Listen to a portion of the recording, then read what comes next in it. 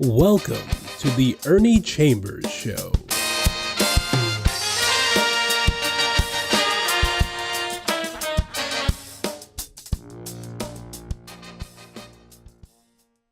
Brothers and sisters, friends, enemies, and neutrals, it's good to be here today. There are a lot of people who are not here, who was here the last time I was here, and many of them are found in Gaza, where the Israelis conducted an airstrike and killed dozens and dozens and dozens of people, with more than half of them being women and children. But I'm not going to go into that this evening because it would take all of the time and probably sap my energy. So I'm going to talk about the importance and significance of voting. This is the year of politics. Every year there's something political going on, but whenever there is a presidential race on the horizon, that is the crowning year event in politics. This is one of those years. So I want to touch on the significance of voting and related issues. As Black people, we know if we just watched television and couldn't read, but if we did read, including the newspaper, and watch the news, we saw during the 60s the horrible things done to Black people who were simply trying to vote. Water hoses that firefighters used to put fires out in big buildings were turned on our people, whether they were old men, old women, teenagers, and younger. Sometimes people would be sent rolling down the street. The jet of water was so strong. Tear gas was used. Dogs, police dogs, were set up on our children, trying to get the simple things that a person in a society that is supposed to be civilized would take for granted. You couldn't eat at a lunch counter. You certainly couldn't live in a neighborhood if there were white people there. You couldn't get a decent job, and Lord help you if you tried to vote. There were times that the registrar would tell people, you can't register because we have to give you a test. How many bubbles are there in a bar of soap? How many windows are on the northeast corner of the courthouse? Things like that. To help ignorant white people, and by that I meant simply those without knowledge, without education, who couldn't read. But the registrars and the powers that be wanted them to be able to vote. They had what they called a grandfather clause, and this is where that clause developed. If a relative of yours voted in an election, however many years ago that they say, that automatically entitled you to vote without even registering. That person who was white made it possible by registering for you to be registered. Those of us who would appear in person could not register, therefore could not vote. Sometimes if you registered, your registration was torn up, votes were thrown out, there was corruption everywhere.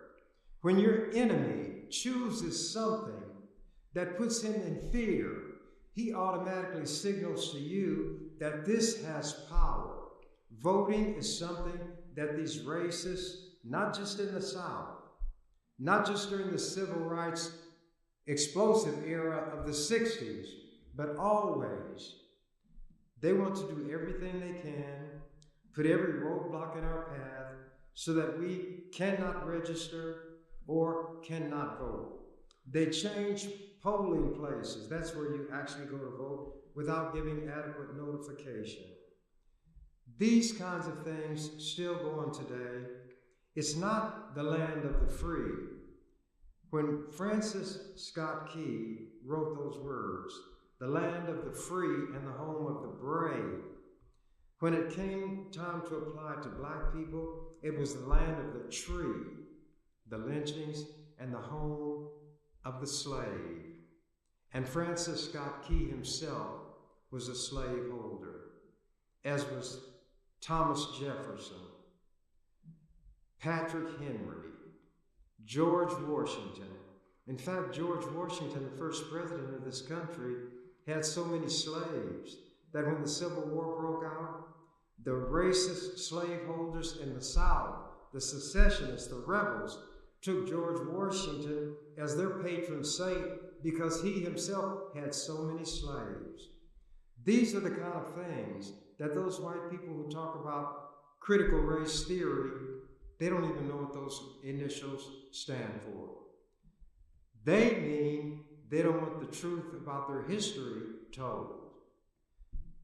Whatever your enemy fears is what is able to do the most damage to him and be of greatest help to you. Well, in Omaha, there may be some problems, as there will be anywhere when you have a large-scale system that's being administered. But I have not had anybody contact me to say that in Douglas County they were aware of any inappropriate conduct by the election commissioner, those who worked in that office, or anybody associated with the system. The biggest problem we had was when the legislature, trying to put a roadblock in the path of as many black people and poor white people as they could, required what they call photo ID. I'm not going to go into all the details of that, but I'm just trying to point out and make as clear as I can that voting is a powerful, not just a tool. A tool is used to do meaningful work, things that help. It's a powerful tool and also a weapon. A weapon is used against your enemy, somebody who's trying to hurt you. So whether you look at voting as a tool for constructing a better life by putting people in office of your choice who will do the right thing to the extent that they can, or a weapon that might put as many roadblocks in the path of enemies who are trying to get those positions of power. By the way, I'm running for re-election to the legislature. Some people have raised an issue about my age. Currently, I'm 86 years old. My birthday, July 10th, will make me 87. That will put me 10 years beyond what the Bible says is the number of a man's years. The numbers of a man's years are 70. A score is 20 years. 3 times 20 is 60, plus 10 is 70. So I'm 10 years over that limit already. This birthday that I'll have in July will make me 87. Do I look it? Some of you said I look like I'm 103. Well, if I look like 103 and I'm still here and can drop down and do 25 or 30 push-ups whenever anybody would catch me on the spur of the moment, well, I'm not too feeble. And I believe that my mind is clear. How many of you can do this? Z, Y, X, W, V, U, T, S, R, Q, P, O, N, M, L, K, J, I, H, G, F, E, D, C, B, A. For those who may not know, that's the alphabet backwards. You know, if I could say the alphabet backwards, which comprises only 26 letters, I can certainly count from 100 to 1. And in the legislature, what more do I need than that? I can quote long poems. I can sing songs, not well. In fact, I'm called the burglar of music because I break into song. Does this seem to be a lighthearted approach? It may be, but when you're trying to communicate with people, that means you, to the extent possible, are trying to put into their mind what you have in your mind. We use speech, gestures, facial expressions, meaningful pauses, explanations to try, to the extent possible, to show the person or persons we're trying to communicate with what is actually in our mind. There are people, as I was saying before I so rudely interrupted myself, who risked not only having the fire hoses and the dogs set upon them, but being thrown in jail, to be beaten. Fannie Lou Hamer was beaten so badly that she had to go to the hospital. For what? And this was a woman trying to vote in the land of the tree and the home of the slave, trying to the extent that she could, through voting and legitimate means, to make it, in fact, the land of the free and the home of the brave. Tuesday,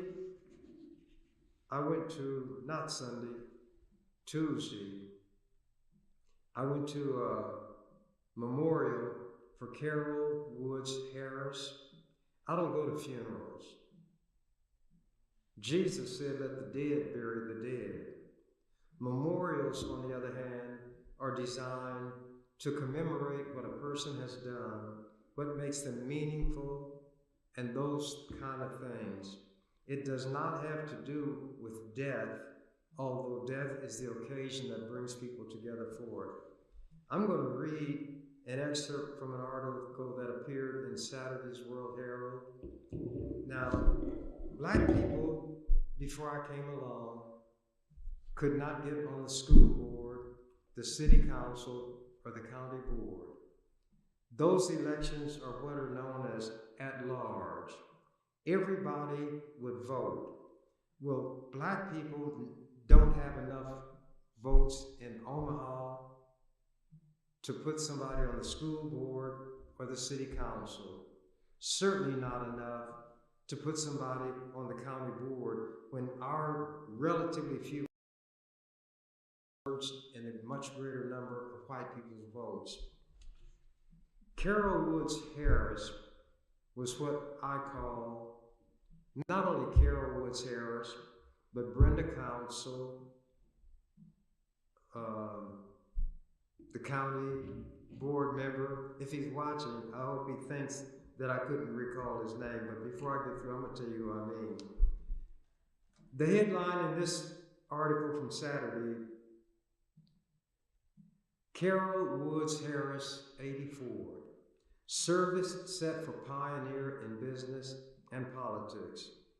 Carol Woods Harris, a pioneering community and political leader who helped pave the way to leadership for younger generations of black people and women, will be celebrated at an Omaha service Tuesday.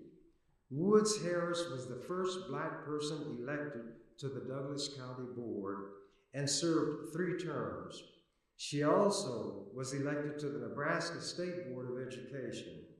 Woods Harris died in April in North Carolina, where she had gone to live near family after her second retirement in Omaha. She was 84. The Omaha Memorial Service will be at 11 a.m. Tuesday at Clare Memorial United Methodist Church, 5544 Ames Avenue. Woods Harris is remembered in Omaha for not only being a pioneer as a black woman in politics, but also as a mentor to others. She was always open to mentorship, said Douglas County Board member Chris Rogers, who was elected to Woods Harris's former District 3 seat in 2004. Woods Harris, a Democrat, won election to the Douglas County Board in 1992, the first year of elections for the board by district, and that was a bill that I fought tooth and nail for in the legislature. People often ask me, what'd you do while you were in the legislature? I got district elections for the county board, for the city council, for the school board, and a lot of people in Omaha and Nebraska don't read the newspapers. These things were written about in national publications because they knew that Nebraska is if you're being nice, an ultra-conservative, narrow-minded state, and there are very few black people. to have one black person in a legislature of 49, one against 48, and could get legislation such as this, district elections for the city governing board, the county governing board, and the county would be the Douglas County Board, and the school board. We had no way to consistently get anybody in those positions. That's just one of the areas where I operated. And it's why I consider all of the black people who landed in those positions to be my political godchildren. I am their political godfather, whether they like it or not. See, we don't get to choose our parents. Parents don't get to choose their children, but they get to choose whether they're going to keep them alive or drown them in a bucket of water. Anyway, Woods Harris, the Democrat, won election to the Douglas County Board in 1992, the first year of elections for the board by district. She won re-election twice. She represented District 3, which includes Northeast Omaha, for 12 years, including 2 stints as board chair and 2 stints as vice chair. She was active in other areas as well, including as a founding member of the Women's Fund of Omaha, a board member of the United Methodist Community Centers, vice president of the National Council of Negro Women, president of the Leadership Omaha Alumni Association for Legislative Advocates for the Urban League of Nebraska.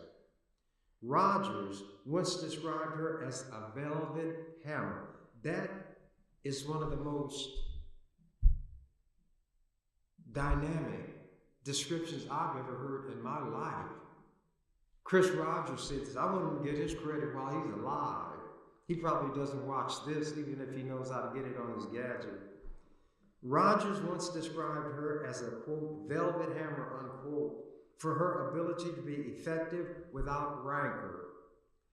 Quote, I never saw her get loud, unquote, he said this week. Quote, I never saw her expression exchange like she was mad or frustrated or anything. But before you knew it, velvetly, it would be done. End of the quote. Woods Harris won election to the Nebraska State Board of Education in 2004. She retired from politics in 2008 and moved to Tega Cay, South Carolina. That shows what voting can do. A person of that ability was put in a position to make use of it. And the thing about black representatives, and it may not be the case in every instance, will look not just at the constituency that put them in office. What I tell people, I'm not going to go into that.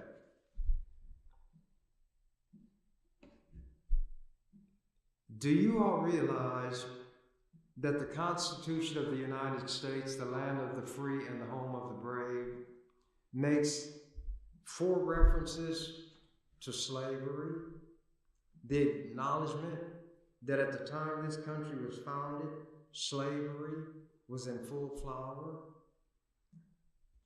I told you that Francis Scott Key wrote the words to what became the national anthem. There was a battle in Louisiana, Fort McHenry, and it was going roughly. They were fighting the British. And then when daylight came, the flag was there, so he said, oh, say can you see, by the dawn's early light, what so proudly we hailed at the twilight's last gleaming, whose broad stripes and bright stars, through the perilous night, or however it goes. I'm not too good at it. But anyway, he wrote the words, but he was not a lyricist. He was not musically inclined.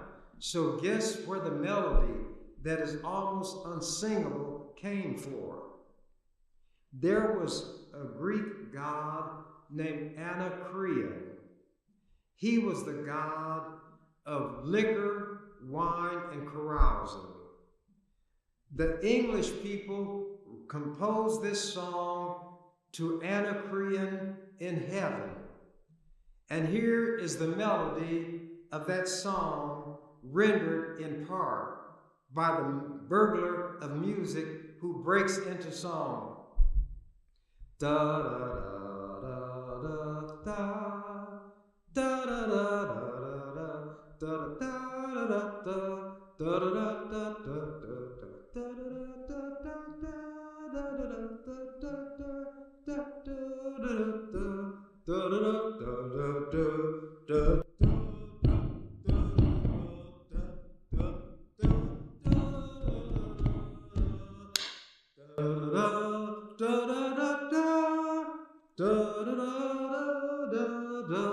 That melody came from the British drinking song to Anacreon in heaven. So a slaveholder wrote the lyrics, the melody from an English drinking song, and it gives you an idea of the peasant-like origins of the United States. And for those white people who know a little of the history, you can see why they don't want it taught in the public schools. They say that it makes little white children feel guilty. Well, if the truth makes them feel guilty, something is wrong with the way you put the truth. Because the Bible says, you shall know the truth, and the truth shall set you free. But they don't believe the Bible like everything else. They use it when it's convenient, but then they use it as a weapon.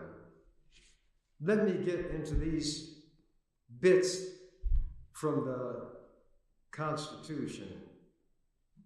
First, I'm going to read the preamble. That is a brief statement that precedes the contents of a document, and it lays out a description of what the document is going to be about. A summary, in a way, if you will. We, the people of the United States, in order to form a more perfect union, establish justice, ensure domestic tranquility, provide for the common defense, promote the general welfare, and secure the blessings of liberty to ourselves and our posterity, that means descendants, do ordain and establish this Constitution for the United States of America. Now, here is something about grammar. In order to establish a more perfect, the word perfect means without flaw, no defect. Perfect is the word used to describe that which cannot be improved. But the American forefathers, as they call them, were not too hot on grammar, just like they were not too hot on morality. So they said to form a more perfect union. Something cannot be more perfect. Either it's perfect or it's imperfect. Once it's perfect, it's without flaw. Look it up in your dictionary. Anyway, white people say my problem is that I read and I understand words and I can string words together into complete sentences. But they're telling the truth. But I don't use language as a weapon to hurt people who should not be hurt. I use language to soothe the brokenhearted, and my constituency comprises the 3 L's: the least, the last, and the lost. I read the Bible 8 times from cover to cover when I was a student in high school. And although I think there's a lot of nonsense in it, I think there are contradictions in it. There is rape, murder, incest, lying, cheating, stealing, genocide. All of those things are in the Bible. So when these people who want to take certain literature off the shelves in the libraries, not just in schools, but public libraries, the first book that ought to go is the Bible. It's full of nonsense. And As the Gershwin brothers, one wrote it and the other put the music to it, it ain't necessarily so. It ain't necessarily so. The things that you're liable to read in the Bible, they ain't necessarily so. But anyway, I've said this before and I'm going to say it again. When there were 2 children on the earth and their parents, a total of 4 people, Adam and Eve, Cain and Abel. Cain killed his brother Abel. God's voice was walking in the garden. They lived in the Garden of Eden, not the Garden of Apartments, as far as I know. It's not written in the Bible that way. He said, "Where's your brother?" And I'm paraphrasing. Cain got a look of a snarl on his face, and he said, "Am I my brother's keeper?" God didn't answer. Cain didn't answer. But during those high school days, childlike mind, I gave an answer. In the Bible it said, of one blood, God made all nations of mankind. So that meant there's a common ancestry for all human beings. There's a guy named John Donne, an English poet, who talked about various things, and in one of his poems he said something to the effect, "No man is an island entire unto itself. Each is a part of the main." He talked about how, and the main was England. The main meant the entire country. Each is a part of that. And if a clod fell off, a piece of it washed away, then the main was lessened, made less by the loss of that clod. And after dealing with that, he said, "Every man's death diminishes me because I am a part of humankind. Therefore, seek not to know for whom the bell tolls.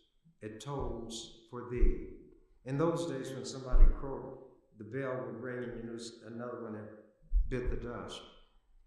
So, when I was sworn in as a member of the legislature, and even before then, I wouldn't swear.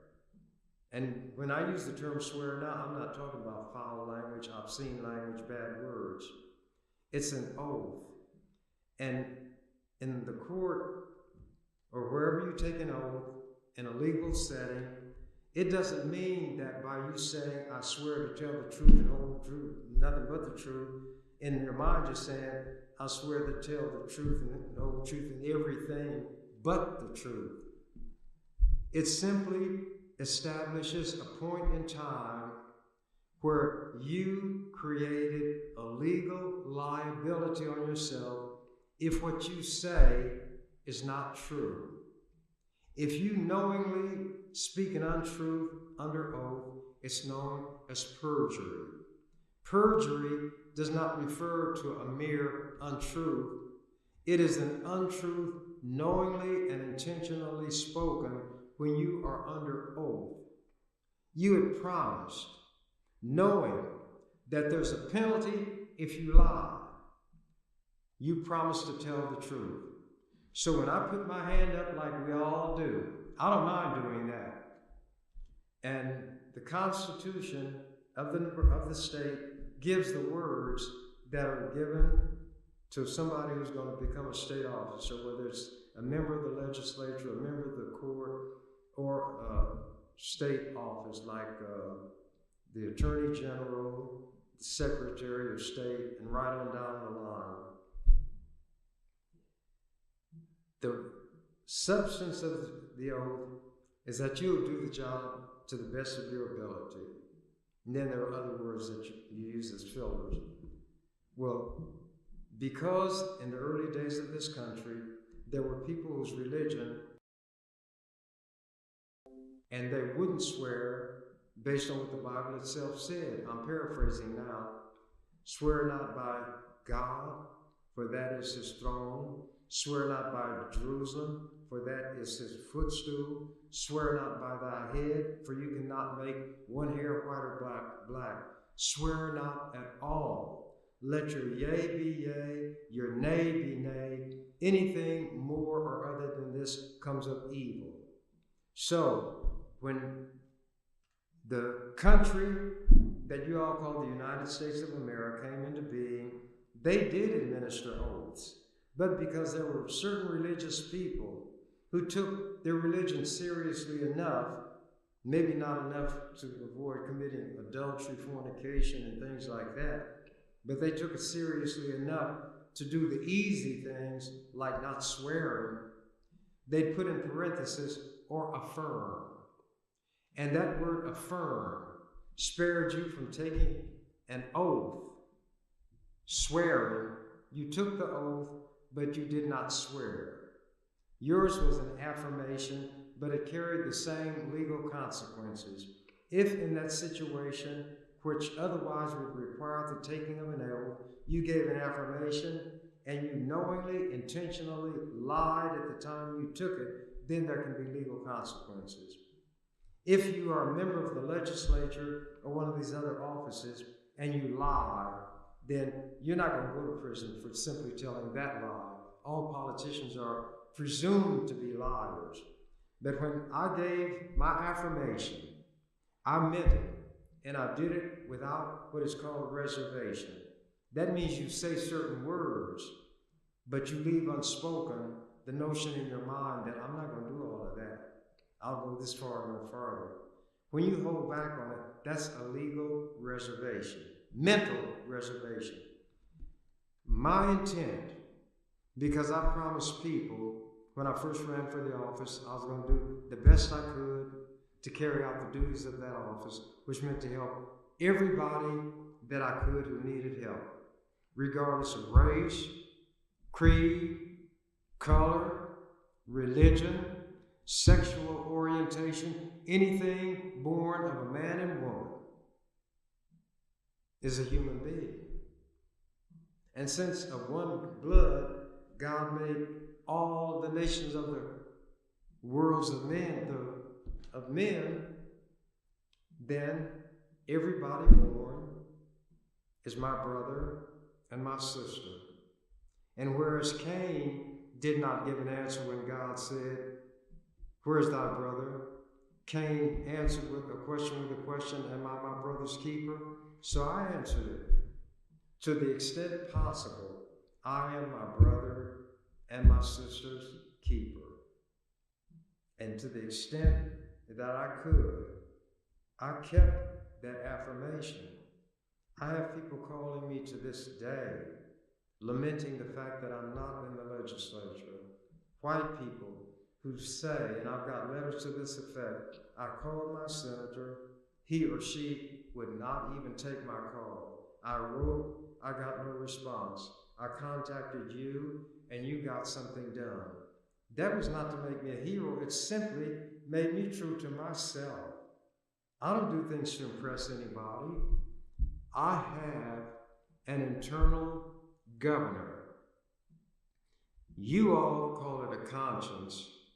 I call it what I call it. And that's between me and me. Now, that one inside of me is I let people know I have one true friend, and I give him a male gender because I'm male. He is deep down inside of me. He knows me. He knows everything I do. He sees everything I do. He knows everything I say. Maybe I can fool all of the people. Lincoln said you can fool all of the people some of the time. You can fool some people all of the time, but you can't fool all people all of the time. Well, Trump has fooled his people all of the time and continues to do so. But nevertheless, this one inside of me will not let me rest if I have not done what I have voluntarily obliged myself to do. But when that one inside of me says, "Well done," that's when I can lay my head on the pillow at night and sleep the sleep of the just. And that is how I live. That's how I direct my life. And I don't tell anybody they have to do as I do because they have their internal, whatever they call it, as I have mine. But I never give up. I trust my own judgment. I will never quit. And whereas to try to get somewhat poetic, I may fly in the upper regions of the air and soar like an eagle, but I never lose the purposeful swoop of the falcon. And that's the way I operate. So it doesn't make any difference to me whether people approve of what I do, whether they disapprove, whether they like me, whether they dislike me.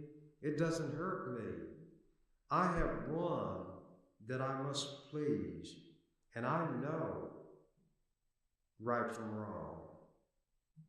I cannot do like some people and fool myself.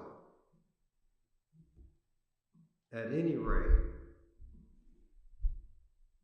this Constitution that I started talking about makes 4 direct mentions and references to slavery. But you should start with the Declaration of Independence because it was put together prior to the Constitution. This Declaration of Independence meant that these colonists were going to break away from England. They were going to commit treason against their king, King George. And it starts, we the people of the United States of America, in order to form a more perfect union, do establish and ordain this Constitution. That's where they end the Constitution. But the Declaration of Independence is different. And it talks about why these colonists are going to break away from the king. And I'm not going to go through all of that. But it starts by saying, we hold these truths. These are truths to be self-evident. That means when you say it, it defines itself. We hold these truths to be self-evident that all men are created equal, endowed by their Creator with certain inalienable rights. That means you can't give them up yourself even if you want to, because as a human being, there are certain things that attach to you and you cannot do away with them even if you try. Even if you conduct yourself in a certain way, you still remain a human being. Endowed by their Creator with certain inalienable rights, among these life, liberty, and the pursuit of happiness. To procure these rights, governments are instituted among men, deriving their just powers from the consent of the governed. Notice they say men, not women. And that they derive their force, the government, from the consent of the governed. Anybody who's governed has a right to either consent or dissent when a certain policy is in place. But not to take up arms, that becomes a revolution. But black people were not included in that we the people. We were never included when it came to having all of the rights that goes along with something like that. But then this Constitution of this country that was supposed to be a beacon of light to everybody else had to acknowledge that they had enslaved people. They treated us like cows, pigs, and chickens. They raped black women, raped little girls. Thomas Jefferson, who did a lot of drafting of documents, had a 14-year-old girl named Sally Hemings that he traveled to France with and committed sexual acts and produced children on this child, Thomas Jefferson. And they sold us like cows, pigs, and chickens.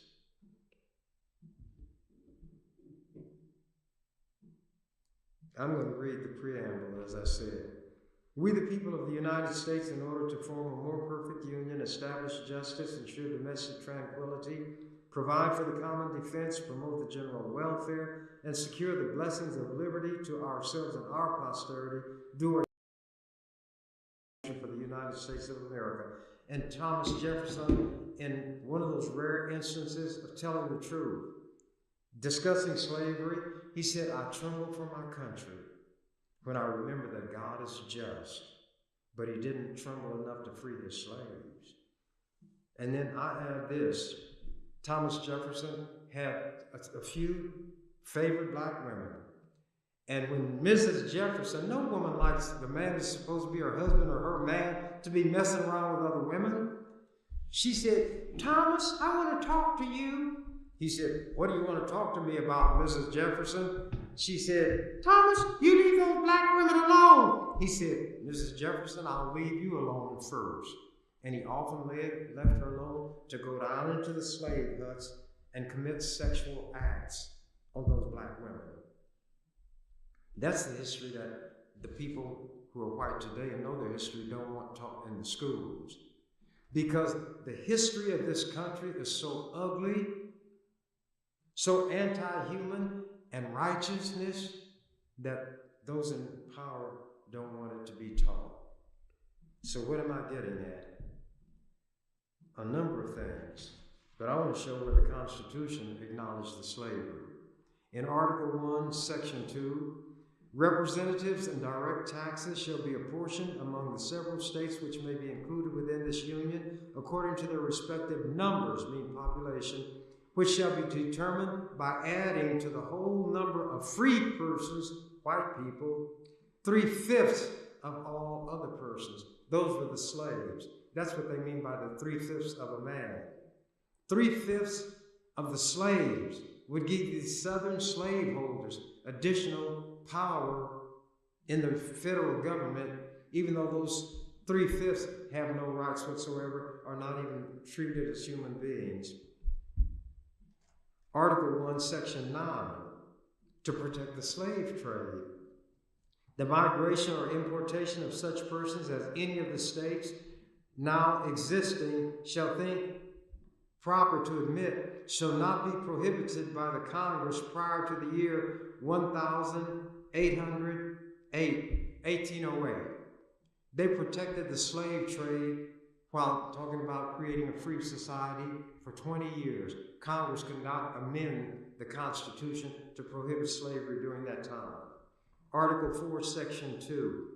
No person held to the service of labor in one state, meaning a slave, they won't put the word slave, held to service or labor in one state under the laws of that state, escaping into another, shall in consequence of any law or regulation therein be discharged from such service or labor. In other words, whatever is said by the law in that state, if the slave gets there, that law will not remove his status as a slave, but he shall be delivered up on claim of the party to whom such services or labor may be due. It means that a slave who had the ingenuity and wherewithal to escape to what they call a free slave would be caught and had to be returned to slavery in the land of the free and the home of the brave.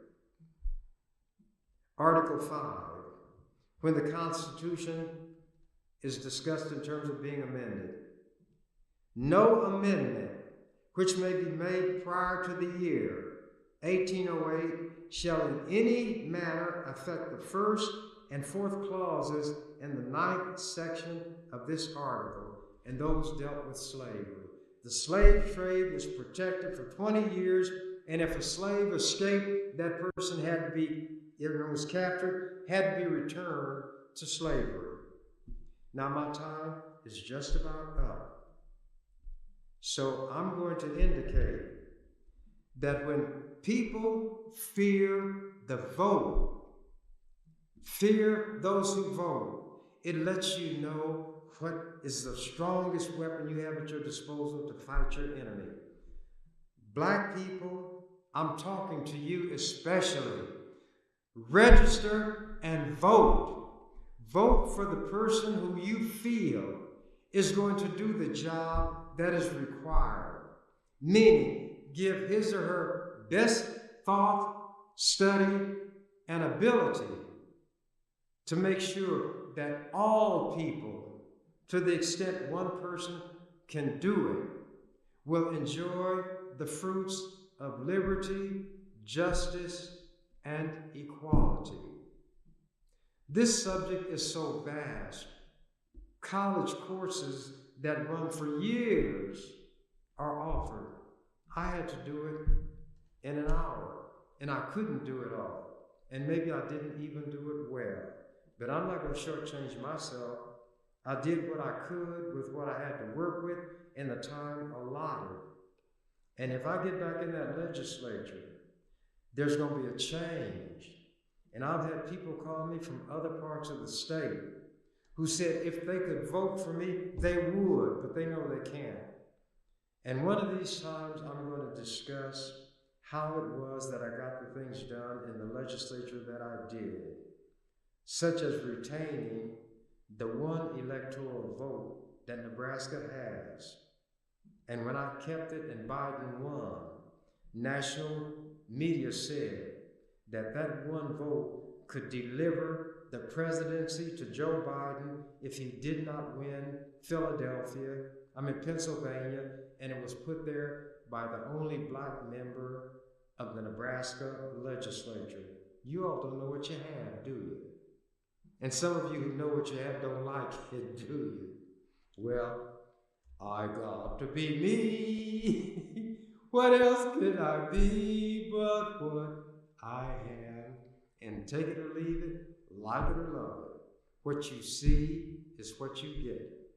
And as the canary said, when he found out that the door to the cage was open, I'm out of here.